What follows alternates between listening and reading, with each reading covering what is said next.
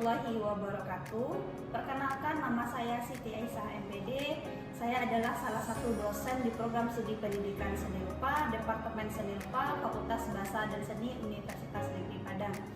Saat ini mata kuliah yang saya ajarkan sesuai dengan bidang keahlian saya adalah salah satunya mata kuliah strategi pembelajaran seni rupa, yang mana mata kuliah tersebut merupakan mata kuliah pengantar bagi mahasiswa untuk menjadi calon pendidik yang profesional di bidangnya. Mata kuliah strategi pembelajaran seni rupa merupakan mata kuliah wajib di program studi pendidikan seni rupa dengan bobot 2 SKS. Bentuk perkuliahan yang saya laksanakan selama 1 semester yaitu dengan menggunakan metode ceramah, kemudian ada metode diskusi, kemudian ada metode berbasis masalah atau case method, kemudian ada metode berbasis project based learning. Adapun deskripsi pada mata kuliah strategi pembelajaran seni rupa yaitu perkuliahan ini mencakup hakikat strategi pembelajaran, makna belajar dan pembelajaran, motivasi belajar, pendekatan dan model-model pembelajaran serta prosedur pembelajaran. Selanjutnya materi dikaitkan dengan pembelajaran seni rupa, karakteristik, kriteria pemilihan serta penggunaan metode pembelajaran seni rupa. Keterampilan dasar pembelajaran seni rupa di sekolah menengah, pembelajaran remedial dan pengayaan, pengelolaan kelas, disiplin kelas serta pembelajaran aktif, inovatif, lingkungan, kreatif dan efektif dan menyenangkan atau disebut juga dengan Quaker. Evaluasi yang saya lakukan pada mata kuliah ini untuk melihat hasil belajar mahasiswa yaitu yang pertama itu ada penilaian tugas dinilai 10%, kemudian ada kuis itu 10%, kemudian ada UTS itu 15%, kemudian ada UAS 15%, kemudian ada case method itu 20%, kemudian ada project based learning itu 30%. Berikut video saat saya mengajar.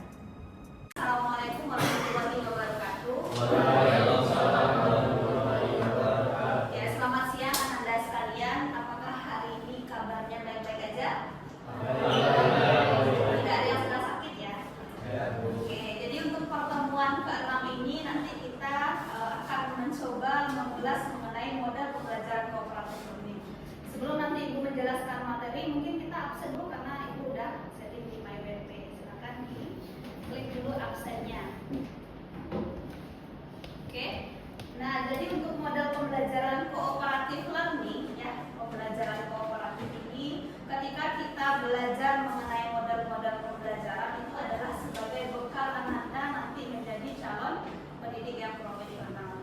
Bahkan salah satu model pembelajaran ini nanti bisa Anda gunakan ketika nanti membuat skripsi, yaitu banyak dari saudara-saudara Anda sudah membuat skripsi itu dengan menggunakan salah satu model pembelajaran. Ya, ada yang pernah menggunakan pendekatan saintifik, kemudian ada yang pernah menggunakan kooperatif, project based learning gitu. Jadi ini adalah sebagai jembatan nanti ketika mau mengambil skripsi. Ya, kalau misalnya ada yang jalurnya nanti skripsi, kuantitatif, PTK dan lain sebagainya. Nah, kira-kira seperti itu. Jadi model pembelajaran kooperatif ini jika kita artikan yang dikatakan dengan model pembelajaran itu adalah kerangka konseptual, ya, kerangka konseptual yang disusun secara sistematis untuk mencapai dari tujuan pembelajaran. Jadi kalau misalnya hari ini tujuan pembelajaran kita apa, ya, mahasiswa mampu menganalisis yang namanya model pembelajaran kooperatif. Ya, nah jadi model pembelajaran kooperatif itu tadi apa? Model pembelajaran itu kerangka konseptual yang dirancang oleh guru untuk diterapkan dalam pembelajaran untuk mencapai tujuan pembelajaran. Oke, benar ya. Jadi model pembelajaran itu adalah kerangka konseptual yang kita susun sedemikian rupa untuk mencapai tujuan pembelajaran. Jadi ketika kita menerapkan model pembelajaran ini ada 5 poin yang harus kita pahami, ya, yang harus kita terapkan ketika menerapkan model pembelajaran. Yang pertama itu ada namanya pendekatan, ya. Kemudian yang kedua ada namanya strategi, kemudian yang ketiga ada metode, media, bahkan ada teknik dan taktik dalam sebuah pembelajaran. Ya, kita lihat satu-satu, ya. Pendekatan itu seperti apa? Ya, pendekatan itu ada pendekatan berbasis student center, ada pendekatan berbasis teacher center. Ya, pendekatan yang berfokus kepada guru. Tapi kalau misalnya Ibu mengaktifkan peserta didik Ibu, misalnya mahasiswa Ibu suruh berdiskusi di depan kelas, itu apa? Student center. Ya, jadi ada pembelajaran pendekatan yang berbasis teacher center, ada yang berbasis student center. Ya, kemudian yang kedua ada strategi. Jadi strategi ini adalah bagaimana nanti kita menjadi calon pendidik atau guru yang profesional itu melakukan strategi apa yang akan kita gunakan.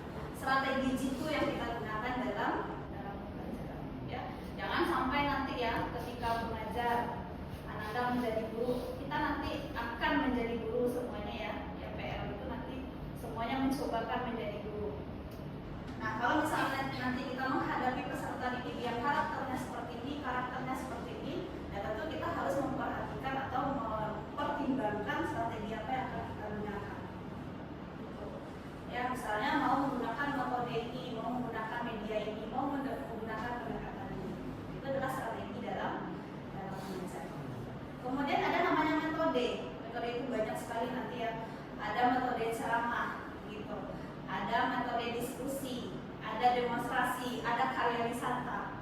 Misalnya di mata kuliah lukis itu Pak Ucok sering mengajar keluar, ya misalnya melukis di alam. Itu salah satu metode dalam mengajar. Bisa kita bedakan ya, ketika nanti kita menggunakan metode yang bervariasi, peserta didiknya akan lebih termotivasi. Ya, ketimbang kita nanti di dalam kelas saja. Dan bahkan Ibu ada di mata kuliah praktek itu ada studi banding namanya. Itu akan lebih menambah wawasan peserta. Itu metode yang kita gunakan. Jadi hendaknya nanti ketika Ananda menjadi guru, metode itu harus diperhatikan. Kemudian ada namanya media. Media yang digunakan apa? Ya, banyak sekali media yang bisa kita gunakan dalam mengajar. Ada sekarang seniornya sedang mengembangkan modal pembelajaran. Ada yang sedang mengembangkan media pembelajaran. Ya, jadi media pembelajaran itu bisa berbasis digital. Ada modul pelajaran digital, ada job sheet digital, gitu. Jadi banyak sekali yang bisa kita gunakan. Kemudian ada teknik, ya. Masing-masing dosen kita mempunyai teknik masing-masing ya. Ada mungkin ibu sambil mengajar, mungkin ada memperlihatkan PowerPoint, itu adalah teknik. Nah, kemudian ada taktik, ya. Taktik itu mungkin berbeda-beda juga. Taktik itu lebih ke gaya, ya gaya dosen kita masing-masing itu berbeda-beda ya mengajar. Ada yang mengajarnya mungkin standby di depan, ada yang mungkin berjalan-jalan gitu, ya itu berbeda. Jadi bagaimana nanti Ananda mempertimbangkan beberapa aspek tadi ketika menerapkan model-model pembelajaran. Ya, ketika nanti kita menerapkan model pembelajaran, yang kelima aspek tadi itu harus diterapkan. Itu ya, ibaratnya kalau nasi padang, udah keingat nasi padang aja ya, siap. Oke, jadi kita ibaratkan ke nasi padang ya, bungkusan nasi padang. Ya, nasi padang itu kan ada bungkusannya, ya. Kalau bungkusannya itu kita posisikan dia di model pembelajaran, gitu. Ya, model pembelajaran itu bungkusan nasi padang tadi, yang pendekatan, metode, media, teknik, taktik itu isinya ada nasinya, ada lauknya, ada sayurnya, itu isinya dari si nasi padang tadi. Nah, jadi ketika nanti menerapkan model pembelajaran harus diiringi dengan pendekatan, ya, pendekatan, metode, strategi, teknik, taktik. Kira-kira seperti itu ya. Oke, kita kembali lagi ke model pembelajaran kooperatif. Jadi model pembelajaran kooperatif learning ini adalah salah satu strategi belajar mengajar yang menekankan pada sikap atau perilaku bekerja sama dalam bekerja yang membantu. Jadi kata kuncinya di sini bekerja sama. Jadi untuk model pembelajaran kooperatif ini harus bekerja sama, berkelompok namanya. Ciri khasnya dari kooperatif ini adalah saling tolong menolong, saling membantu, saling berdiskusi. Ya, kalau individual dia itu bukan karakteristik dari kooperatif. Oke, sejauh ini kira-kira ada pertanyaan? Ya, silakan. Bu, izin bertanya. Ya. Kan tadi Ibu sudah menjelaskan kalau model pembelajaran itu diperlukan ketika seorang pendidik ingin mengajar ke kelas. Itu boleh tidak Bu, ketika seorang pendidik menggunakan berbagai macam metode pembelajaran tapi di dalam satu pembelajaran Bu. Jadi bukan hanya kooperatif saja tapi dipadukan sama program desain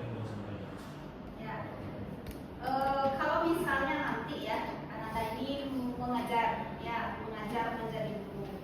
Jadi ada pertanyaan, kalau misalnya model pembelajaran ini digabung dengan model pembelajaran ini gimana begitu ya. Jadi untuk mengajar itu kita harus paham dulu model pembelajaran yang akan kita gunakan. Namanya sintak ya kalau langkah-langkahnya.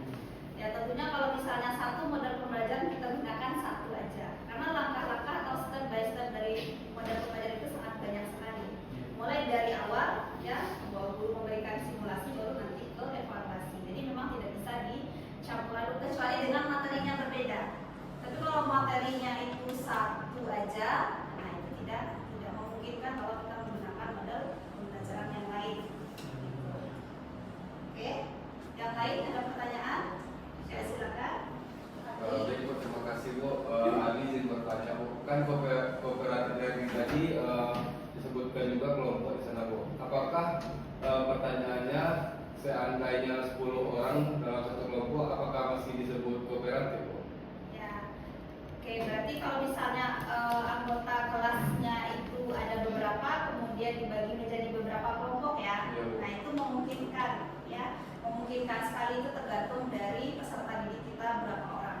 Misalnya kita ada 5 kelompok, 5 kelompok itu kita bagi, misalnya anggota dari kelas kita itu ada berapa, 20 ya, kita bagi jadi 5 kelompok atau 4 kelompok. Yang penting nanti ciri khas dari kooperatif itu adalah berkelompok ya, ada diskusinya. Oke, ini ada ilustrasi.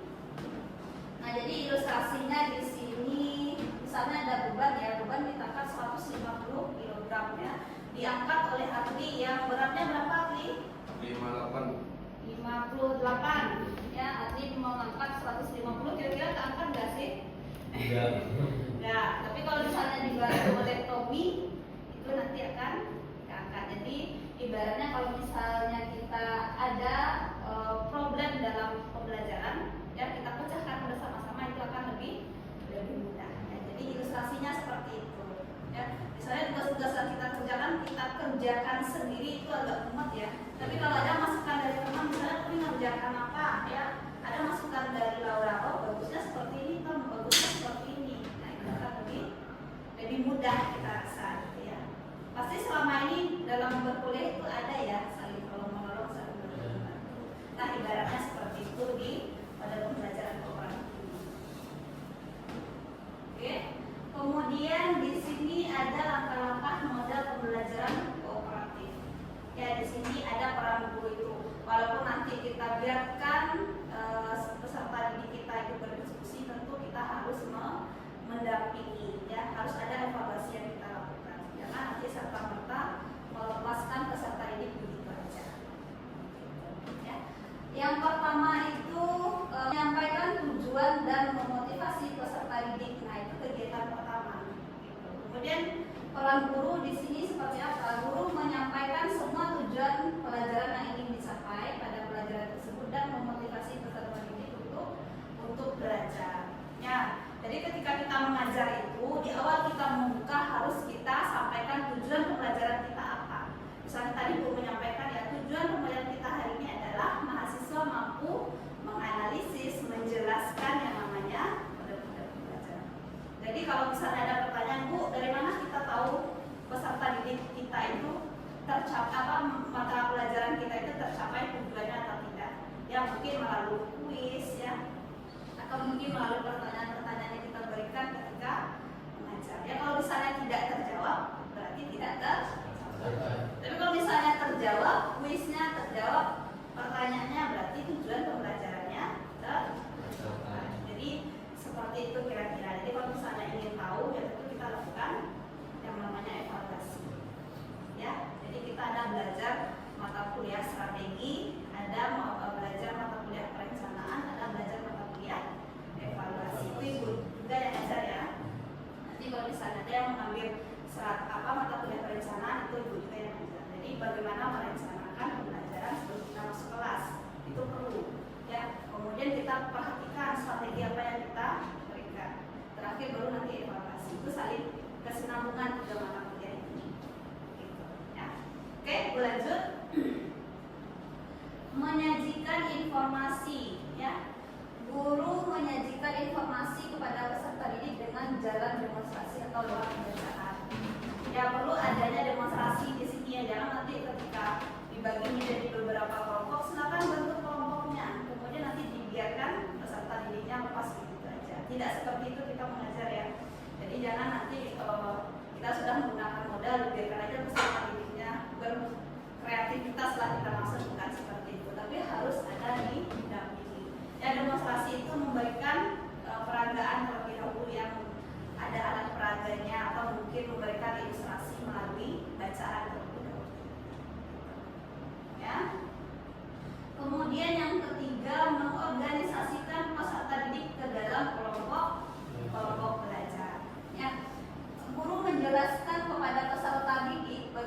caranya membentuk kelompok belajar dan membantu kelompok agar melakukan adaptasi persiapan kerja kelompok secara efisien. Jadi fase berikutnya adalah membimbing kelompok bekerja dan belajar. Ya, jadi peran guru di sini adalah guru membimbing kelompok belajar pada saat mereka mengerjakan tugas. Jadi memang harus dibimbing ya. Misalnya materinya apa ya, mengenai motif ragam hias kah, tentang lukis kah, ya itu perlu ada bimbingan. Gitu ya. Bimbing peserta didik.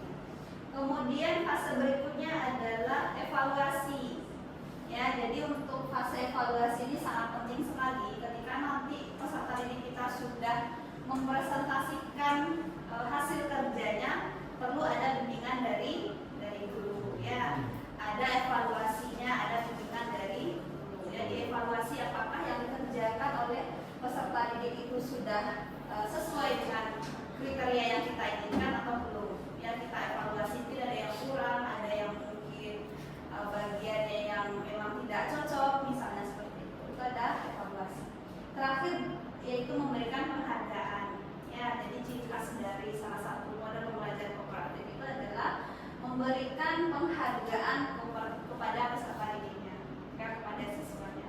Ya, berupa apa? Boleh nanti ya kalau misalnya punya budget diberikan hadiah misalnya, atau yang lain mungkin melalui ujian saja. Ya, melalui ujian saja itu sangat antusias sekali nanti peserta didiknya. Ya, anak saja kalau dipuji dalam proses pembelajaran itu sangat senang ya, apalagi anak-anak SMP atau anak SMA. Ya, ada penghargaan dari guru terhadap apa yang sudah dikerjakan oleh peserta didik. Oke, kemudian model kooperatif ini banyak sekali tipe-tipenya ya.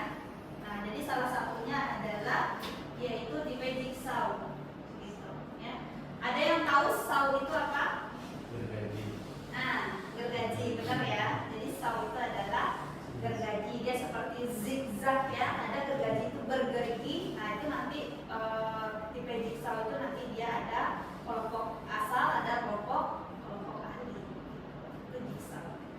Oke, kita lanjut. Tipe berikutnya itu ada namanya number head together, ya, NHT namanya, gitu. Nah, jadi ini adalah salah satu dari tipe dari model pembelajaran kooperatif tadi. Kemudian ada namanya PBI, ya, Problem Based Introduction, ya, pembelajaran berdasarkan masalah. Bukan mencari-cari masalah ya sebetulnya, tapi ada permasalahan dalam pembelajaran yang diberikan. Kemudian nanti dipecahkan bersama-sama, gitu. Itu bisa diterapkan juga. Kemudian ada namanya mencari pasangan, ya. Mungkin nanti ada berupa kartu, dicarilah pasangannya siapa aja, gitu. Untuk membentuk kelompok tadi ya, kelompok belajar tadi. Atau mungkin ada teori, ada materi apa, dicarilah jawabannya di sini. Misalnya ada pertanyaan di sini, jawabannya di mana? Nanti disebarlah jawaban di sini. Oh, ternyata jawaban saya di sini. Oh, ternyata jawaban saya di Syamil misalnya. Nah, itu. Oke. Kemudian ada namanya debat, ya. Debat ini kira-kira cocok nggak sih kita gunakan untuk tingkat SMP atau SMA? Sudah bisa peserta didik untuk tingkat SMP SMA berdebat sekarang? Cerdas cermat namanya. Cerdas cermat. SMA bisa. SMA bisa ya. Nah, jadi memang perlu juga pertimbangan-pertimbangan ketika kita menggunakan salah satu tipe dari model kooperatif ini. Jadi kalau misalnya tidak cocok kita gunakan untuk tingkat satuan SMP, ya debat ini ya tidak kita gunakan. Berarti nanti kita harus memahami terlebih dahulu langkah-langkahnya seperti apa. Gitu ya, baru nanti kita terapkan ke peserta didik kita. Oke, sejauh ini ada pertanyaan mengenai tipe jigsaw. Jadi pembelajaran atau model pembelajaran kooperatif ini sangat banyak sekali ya. Bukan hanya yang ibu tampilkan aja di sini, tapi itu sangat banyak sekali. Nanti silakan dicari aja di buku ya, model-model pembelajaran itu khusus model-model pembelajaran itu sangat banyak sekali. Jadi ini adalah salah satu contohnya aja yang diberikan. Ya, ada tipe jigsaw, ada number head together ya. Sejauh ini kira-kira ada yang mau ditanyakan? Silakan. Ya, silakan Syamil. Di sini Bu, jadi ada sambil lihat nih di salah satu televisi ada namanya model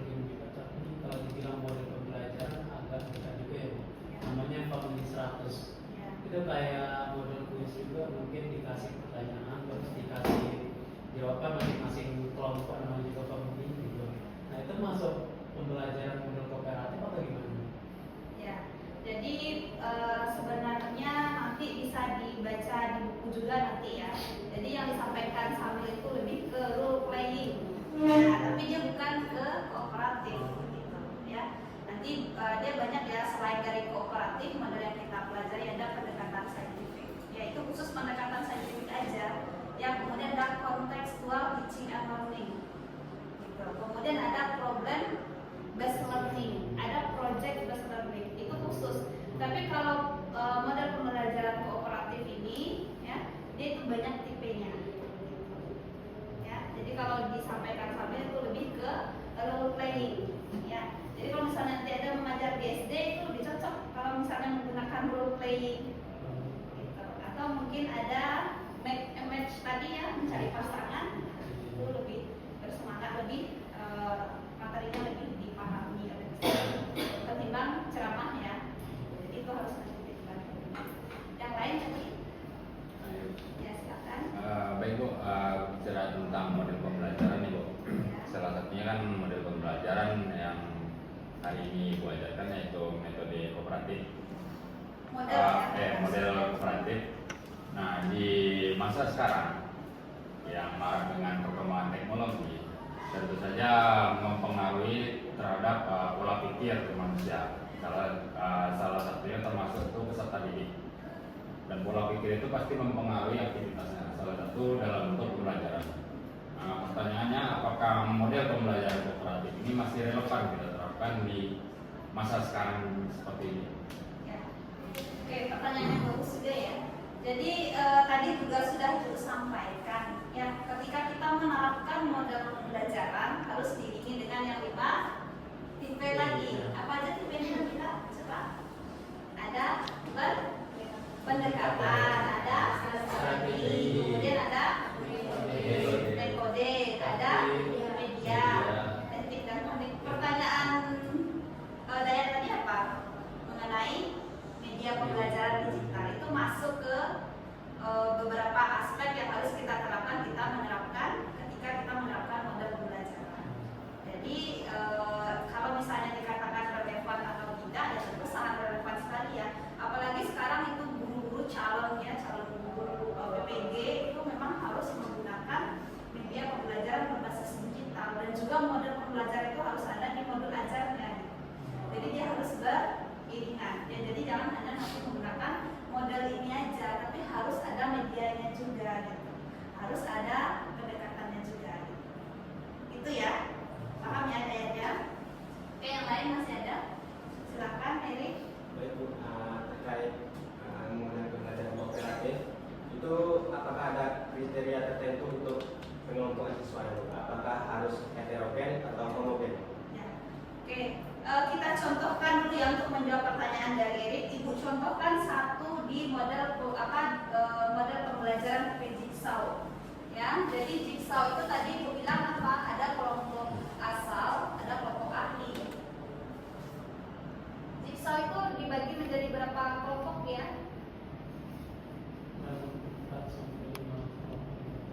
Ada 4 sampai 5 kelompok. Ya, ini ada 1, 2, 3, 4 ya. 1, 2, 3, 4. 1, 2, 3, 4. 1, 2, 3, 4. Ini kelompok asal namanya ya. Kelompok asal. Kemudian ada namanya kelompok ahli. Nah, kelompok ahli ini nanti misalnya topik yang akan kita ajarkan mengenai motif ragam hias Minangkabau. Di motif itu ada materinya mengenai pengertian. Ya. Ada pengertiannya, ya. Ada jenis-jenisnya.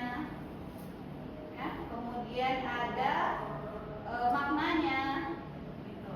Ya, terakhir ada filosofinya misalnya. Filosofi.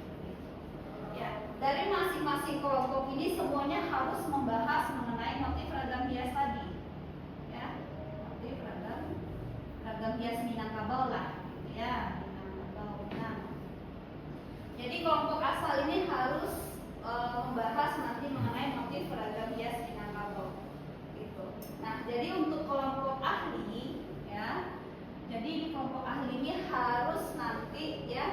misalnya ini kelompok ahli 1. Ya, jadi satunya pindah ke sini ya. Satu ini pindah ke sini, satu ini pindah ke sini. Dia membahas mengenai pengertian aja. Ya. Yang ini nomor 2. Nomor 2. Yang 2 ini pindah ke sini. Makanya itu tadi yang dikatakan dengan bergaji itu ya. Dia seperti bergerigi. Dia membahas mengenai jenis aja. 3 seperti itu juga ya. 3 setiap ini ya, setiap kelompok itu. Nah, 3 yang mana 3 ini pindah ke sini. Nah, dia membahas mengenai makna gitu. Ya. Jadi kelompok ahli ini dia harus benar-benar paham sekali pengertiannya apa. Yang di nomor 2 ini ya, 2 tiap kelompok harus paham benar dia yang jenis ini. Dia berdiskusi juga, dia berkelompok. Kemudian kembali lagi dia ke kelompok asalnya, gitu ya. Yang tadi 1 ini pindah ke sini, 2 ini pindah lagi ke sini. Begitu seterusnya. Terakhir baru dia presentasikan. Gitu. Itu salah satu contoh dari tipe jigsaw tadi, gitu. Ya, kira-kira terjawab ya. Jadi kalau misalnya ketika nanti menggunakan salah satu model pembelajaran itu dipahami dulu sintaknya. Ya, sintaknya itu berbeda-beda. Gitu. Ya. Jadi kalau misalnya pembagian kelompok itu tergantung dari ininya, tergantung dari sintak tadi. Kalau misalnya ada disebutkan berapa orang kelompoknya, itu kita buatkan 4-5. Kalau tidak ya tergantung dari partisipan yang ada di kelas. Oke, itu salah satunya ya. Oke, Ibu rasa untuk pertemuan kita hari ini untuk model-model pembelajaran cukup ya. Jadi untuk minggu depan nanti kita masuk lagi model pembelajaran CTL, namanya Contextual Teaching and Learning. Itu salah satu model pembelajaran juga. Kita lihat juga nanti seperti apa yang CTL itu sendiri. Oke, ada pertanyaan terlebih dahulu? Kira-kira paham ya? Paham. Ya, karena udah jadwal siang, kurasa udah pada ngantuk dan lapar gitu. Oke, jadi untuk hari ini Ibu berikan tugas